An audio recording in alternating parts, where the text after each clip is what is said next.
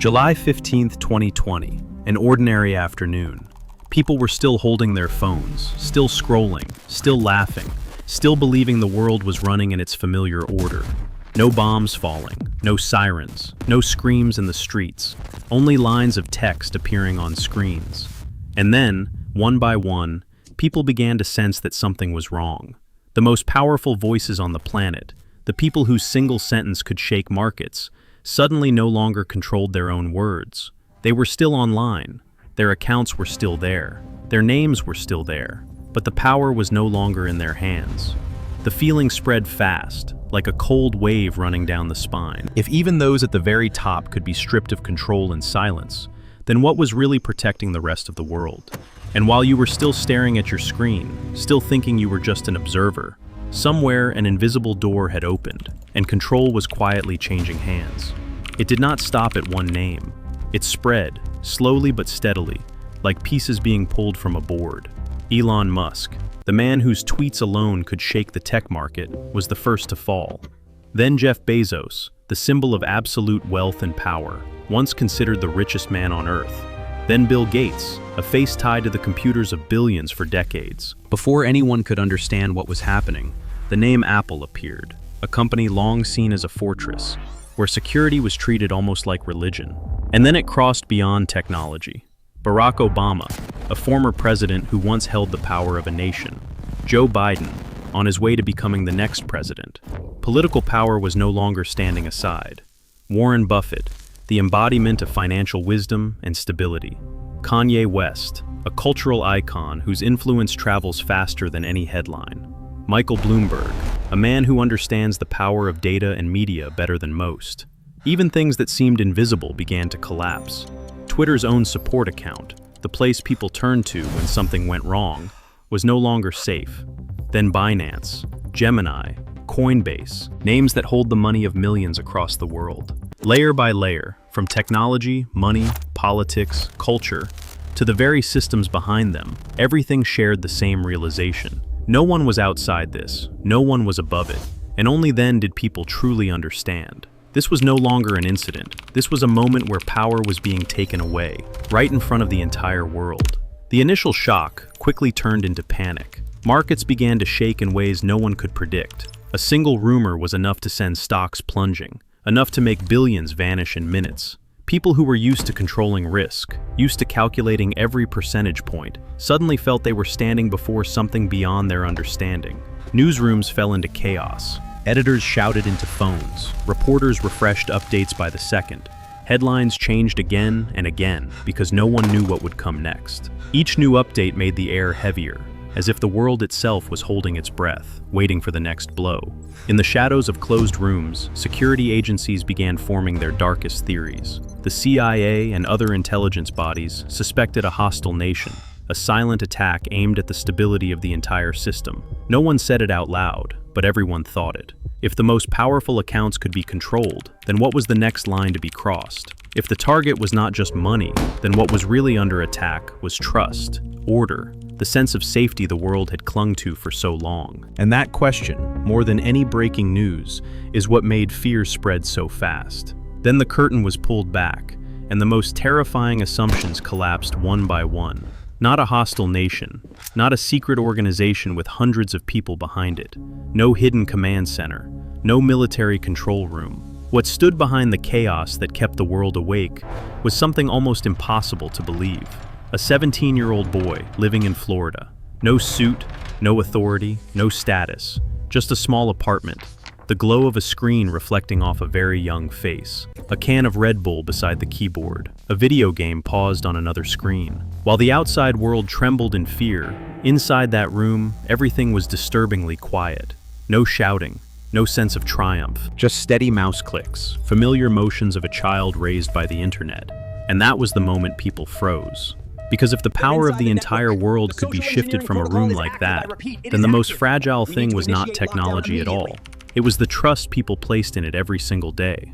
Before becoming the name that terrified the world, that boy was simply a child growing up in a broken home. His parents divorced when he was young, and a house that once felt familiar became empty and silent.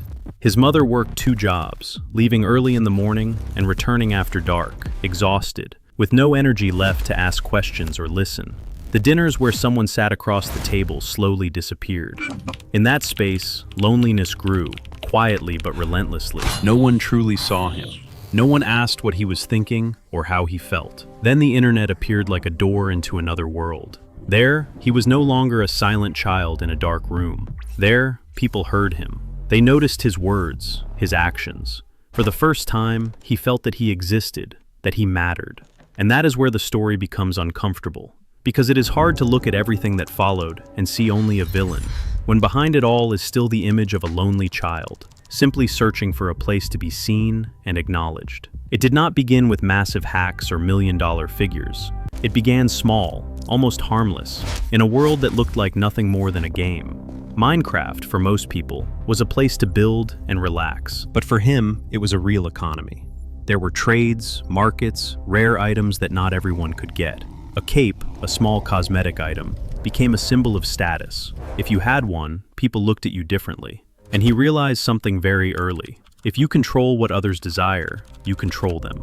The first scam happened quietly. A deal, a promise, a small transaction. Money sent. The item never delivered. No screaming, no police at the door, no immediate consequences. Just a strange feeling creeping in. A faster heartbeat, a sharper focus. And most of all, the feeling of being feared and respected by names on the other side of the screen. At that moment, money stopped being money. It became proof that he could control other people. Each success made the feeling stronger. Each time pushed the boundary a little further. From that moment on, he was no longer just playing a game. He was learning how to manipulate, how to stand above others in a world where rules were blurry. Power, no matter how small, once tasted, is very hard to let go of. Everything shifted the moment he was dragged into the light. Videos exposing him, posts calling out his name, cold lines of text pointing to him as the one behind the scams. The respect vanished instantly, replaced by shame, anger, the feeling of being stripped naked in front of thousands of strangers. He was no longer the one in control. He became the target. Then came the ban. Accounts locked. The door that once made him feel visible was slammed shut without explanation. In that world, being banned meant being erased, pushed back into invisibility. And that moment broke something inside him. No more curiosity, no more experimentation. Only one thought remained, clear and cold. If this world was willing to humiliate me in front of everyone, then I will never let anyone have power over me again. What started as a search for validation turned into retaliation. Not for money, not for fun, but to reclaim control that had been taken from him. From that moment, the last line of childhood disappeared. What replaced it was not maturity, but a quiet and dangerous resolve, fueled by anger and betrayal. From there, he entered a darker, more real world. OG Users was not just a forum, but an underground market where identities were traded like commodities. Usernames were no longer harmless labels, they were assets. A short, rare name could be worth tens of thousands of dollars. People did not buy them for vanity, but for the power attached to them. He learned the rules quickly. To control an account, you did not need to break a system. You just needed to break the person behind it. SIM swapping became the perfect weapon. One phone call, a few personal details, a confident voice. That was all it took for someone's phone number to belong to him. And when the phone was gone, everything else followed. Email, social media, bank accounts, crypto wallets. Look, everything a person had built online over years could disappear in minutes. At that point, the game was over. This was no longer small tricks inside a game. This was real life, with real people watching pieces of their lives vanish in panic, without understanding what was happening. The sense of power returned, heavier and colder than before. No laughter. Only the terrifying silence of victims on the other end of the line. And in that moment, he realized a truth that makes anyone shiver. Give me your phone, and I have your entire life. The peak before Twitter came when he was no longer satisfied with stealing accounts or identities. This time it was real money, real fear, a real person on the other side. Greg Bennett, a crypto investor, was sitting in his office when his phone suddenly lost signal. He assumed it was a technical issue. Minutes later, his email would not log in. His password no longer worked.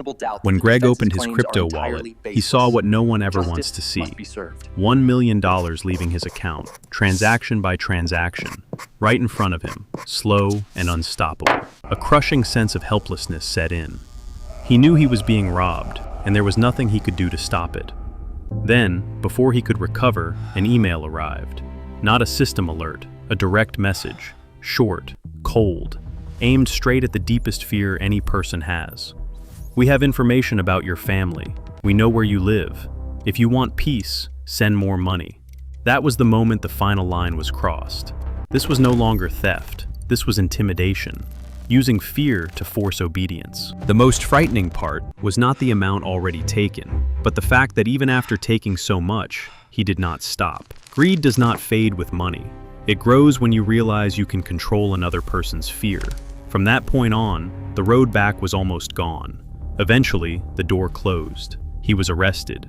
The small apartment fell silent. Screens went dark. The clicks stopped. For many, that should have been the end. But the story turned again. When the case file was opened, the system noticed one decisive detail. He was still a minor. One word in the eyes of the law, and everything changed. Serious crimes, uncountable damage, suddenly placed next to an impossible question. Should a child be punished like an adult criminal or given a chance to return?